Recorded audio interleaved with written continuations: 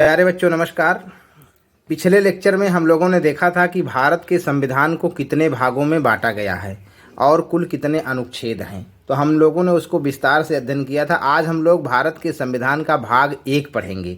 भाग 1 में केवल 4 अनुच्छेद हैं, 1 से लेकर 4 अनुच्छेद तक है। आइए देखते हैं इसको कि भारतीय संविधान के भाग 1 में अनुच्छेद 1 से लेकर 4 तक में संघ एवं राज्य क्षेत्रों का व्यापक विश्लेषण व विवेचन किया गया है। अब अनुच्छेद 1 क्या कहता है? अनुच्छेद कहता है कि इसमें कहा गया है कि इंडिया जो कि भारत है राज्यों का संघ होगा। इस अनुच्छेद में भारत की प्रकृति बताई गई है या भारत की परिभाषा की गई है। इसमें निम्नलिखित 3 निष्कर्ष निकलता है। अनुच्छेद 1 जो है भारत की प्रकृति को बताता है कि भारत कैसा होगा। इस अनुच्छेद से 3 निष्कर्ष निकलता है। नंबर 1, भारतीय संघ राज्यों के आपसी समझौते का परिणाम नहीं है, यानी कि भारत में जो राज्य हैं ये आपसी समझौते का परिणाम नहीं है। और नंबर 2, राज्यों को संघ से अलग होने का कोई अधिकार नहीं है। और नंबर 3, भारत के सभी राज्यों पर एक समान कानून लागू होता है। उल्लेखनीय है कि जम्मू कश्मीर राज्य इसमें नहीं आता है, क्योंकि अनुच्छेद 370 के अंतर्गत इसके लिए कुछ विशेष प्रावधान किया गया है। लेकिन जैसा कि आपको पता है कि अनुच्छेद 370 को हटा दिया गया है। अब भारत का कानून सभी राज्यों में समान रूप से लागू होता है। आइए देखते हैं अनुच्छेद 2 यानी आर्टिकल 2 क्या कहता है। इसके अंतर्गत भारतीय संघ में नए राज्यों के प्रवेश या स्थापना करने का अधिकार है। अनुच्छेद 2 कहता है कि भारत में यदि कोई राज्य मिलना चाहता है, मान लीजिए कि पाकिस्तान का कोई भाग है या बांग्लादेश का है या म्यांमार का है या चीन का है, यदि हम उसे अपने भारत राज्य में मिलाना चाहते हैं तो अनुच्छेद 2 के अंतर्गत ही उसको हम अपने भारत में मिला सकते हैं। अनुच्छेद 3 क्या कहता है? इसमें कहा गया है कि नए राज्यों का निर्माण तथा वर्तमान राज्यों के नामों, सीमाओं व क्षेत्रों में परिवर्तन संबंधी प्रावधान रखा गया है। अनुच्छेद 3 के अंतर्गत भारत में जो भी राज्य हैं उसको हम लोग क्या करते हैं, जैसे मान लीजिए उत्तराखंड अभी बना, छत्तीसगढ़ बना, बहुत सारे राज्य जो है बनाते हैं। तो अनुच्छेद 3 के अंतर्गत जो है हम भारत में राज्यों का निर्माण करते हैं, उनकी सीमाओं व नामों का संबंधी प्रावधान रखते हैं। यद्यपि जब हम लोग पढ़ रहे थे संघीय व्यवस्था, तो संघीय व्यवस्था में राज्यों की सहमति से ही संघ नए राज्यों का निर्माण कर सकता है। संघीय व्यवस्था में राज्यों की सहमति से ही संघ नए राज्यों का निर्माण कर सकता है, लेकिन इसके विपरीत भारत में नए राज्यों के निर्माण का अधिकार केवल संसद को प्राप्त है। राज्यों की सहमति जरूरी नहीं है। राज्यों की इसमें सहमति जरूरी नहीं है कि राज्य सहमति दे तभी जो है इस मामले में होगा। केवल जम्मू कश्मीर में नए राज्य के निर्माण के लिए वहाँ की विधानसभा की अनुमति आवश्यक है, लेकिन इसका भी प्रावधान खत्म कर दिया गया है। अनुच्छेद 370 हटा दिया गया है। अब वहाँ पर भी भारत सरकार जैसा चाहे अपना राज्य बना सकती है। नए राज्यों के निर्माण संबंधी विधेयक राष्ट्रपति की पूर्व अनुमति से ही संसद के किसी भी सदन में पेश किया जा सकता है।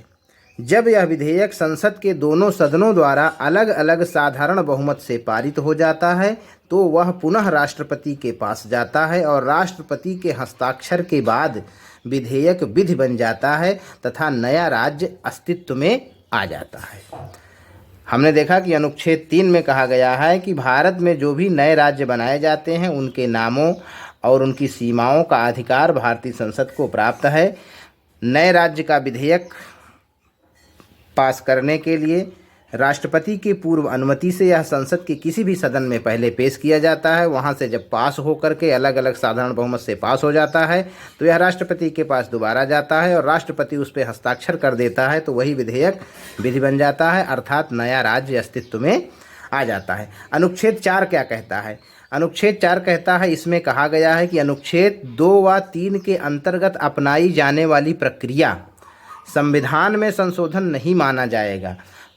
अनुच्छेद 2 व 3 में अपनाई जाने वाली प्रक्रिया संविधान में संशोधन नहीं माना जाएगा।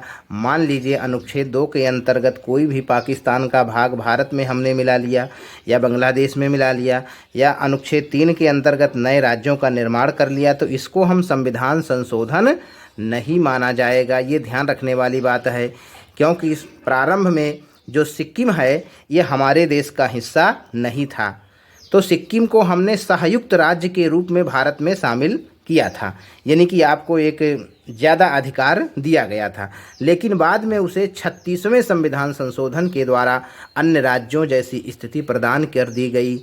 तो इसलिए इसे कहा गया है कि यह संविधान का संशोधन नहीं माना जाएगा। कुछ महत्वपूर्ण तथ्य राज्यों के पुनर्गठन के विषय में। जब भारत आज़ाद हुआ तो उसके बाद राज्यों के निर्माण में संबंधी में बहुत सारी कठिनाइयाँ आई, तो उससे संबंधित कुछ महत्वपूर्ण फैक्ट हैं जो हम आपको बताने जा रहे हैं। स्वतंत्रता के पूर्व नेहरू रिपोर्ट में सर्वप्रथम इस बात का उल्लेख किया गया था कि भाषाई आधार पर प्रांतों का पुनर्गठन होना चाहिए। जब देश आज़ाद हो गया तो उसमें नए नए राज्यों के निर्माण संबंधी प्रक्रिया होनी चाहिए। तो नेहरू रिपोर्ट आई थी, उसमें कहा गया है कि भाषाई आधार पर राज्यों का निर्माण होना चाहिए, अर्थात जौन से प्रदेश में जो भाषाएं बोली जाती हैं उस प्रदेश में उसको वही प्रदेश बनाना चाहिए। नंबर 2, संविधान सभा के अध्यक्ष डॉक्टर राजेंद्र प्रसाद ने 27 नवंबर 1947 को इलाहाबाद उच्च न्यायालय के पूर्व न्यायाधीश एस.के. धर की अध्यक्षता में एक राज्य पुनर्गठन आयोग बनाया। इस आयोग ने प्रशासनिक आधार पर राज्यों के पुनर्गठन की बात कही। नेहरू रिपोर्ट में कहा गया है कि राज्यों का निर्माण भाषाई आधार पर होना चाहिए, लेकिन जो राज्य पुनर्गठन आयोग बनाया गया था उसने यह रिपोर्ट दिया कि राज्यों का आधार भाषाई आधार पर ना होकर के बल्कि प्रशासनिक आधार पर किया जाना चाहिए। लेकिन इसे भारत सरकार ने अस्वीकार कर दिया। 1 दिसंबर 1948 को कांग्रेस जयपुर समिति ने मद्रास प्रांत के पुनर्गठन के मुद्दे का परीक्षण करने के लिए एक जेबीपी समिति का निर्माण किया। इसने अपनी रिपोर्ट में कहा कि यद्यपि भाषाई आधार पर प्रांतों का पुनर्गठन अनुचित है, लेकिन यदि जन भावनाएं उमड़ती हैं तो उनका आदर किया जाना चाहिए। नंबर 3, इस रिपोर्ट के आने के बाद पोट्टी रमल्लू के नेतृत्व में भाषाई आधार पर आंध्र प्रदेश की मांग कर रहे लोगों का आंदोलन तेज हो गया और स्थिति तब भयानक हो गई जब पोट्टी रमल्लू की 56 दिन के आमरण अनशन के बाद मृत्यु हो गई। नंबर 4, इस संघर्ष को रोकने के लिए सरकार ने आनन फानन में मद्रास से अलग आंध्र प्रदेश का गठन कर दिया। इस प्रकार 1 अक्टूबर 1953 को भाषाई आधार पर आंध्र प्रदेश बनने वाला पहला राज्य था। नंबर 5, उच्चतम न्यायालय के पूर्व न्यायाधीश डॉक्टर फजल अली की अध्यक्षता में 22 दिसंबर 1953 को एक 3 सदस्यीय राज्य पुनर्गठन आयोग बनाया गया। इसके अन्य सदस्य हृदयनाथ कुंजरू और के.एम. पाणिक्कर थे। नंबर 6, इस आयोग ने अपनी रिपोर्ट 30 सितंबर 1955 को भारत सरकार को सौंपी और इसी की रिपोर्ट के आधार पर नवंबर 1956 में भारत में भाषाई आधार पर राज्यों का पुनर्गठन हुआ। प्रारंभ में भारत में 14 राज्य व 5 केंद्र शासित प्रदेश बने। तो आज हम लोग देखा कि भाग 1 में क्या क्या कहा गया है। भाग 1 में केवल 4 अनुच्छेद बताए गए हैं। अनुच्छेद 1 कहता है कि इसमें भारत की प्रकृति बताई गई है। अनुच्छेद 2 कहता है कि इसमें नए राज्यों को हम भारत में कैसे मिला सकते हैं। अनुच्छेद 3 कहता है कि भारत के अंदर जो नए राज्यों का निर्माण करना है उसकी सीमाओं संबंधी, उसके नाम संबंधी क्या प्रक्रिया होगी उसको हम रख सकते हैं। और अनुच्छेद 4 में कहा गया है महत्वपूर्ण बात कि अनुच्छेद 2 और 3 में अपनाई जाने वाली प्रक्रिया संविधान संशोधन नहीं कहलाई जाएगी। और राज्यों से संबंधित हमने महत्वपूर्ण रिपोर्ट देखी कि नेहरू रिपोर्ट में कहा गया कि राज्यों का निर्माण भाषाई आधार पर होना चाहिए, जबकि राज्य पुनर्गठन आयोग का रिपोर्ट आई तो उसमें कहा गया है कि राज्यों का निर्माण प्रशासनिक आधार पर होना चाहिए। लेकिन जब जन भावनाएं उमड़ती हैं और लोगों का आंदोलन तेज होता है तो फिर कानून लोगों के हिसाब से ही जो है बनाना पड़ता है। इसलिए आंध्र प्रदेश भारत का पहला राज्य जो बना था भाषाई आधार पर, मद्रास से अलग करके आंध्र प्रदेश का निर्माण किया गया। भारत में 14 राज्य, प्रारंभ में भारत में 14 राज्य व 5 केंद्र शासित प्रदेश बने। आज के लेक्चर में बस इतना ही। अगले लेक्चर में हम लोग देखेंगे कि भाग 2 में क्या कहा गया है। जय हिंद, जय भारत।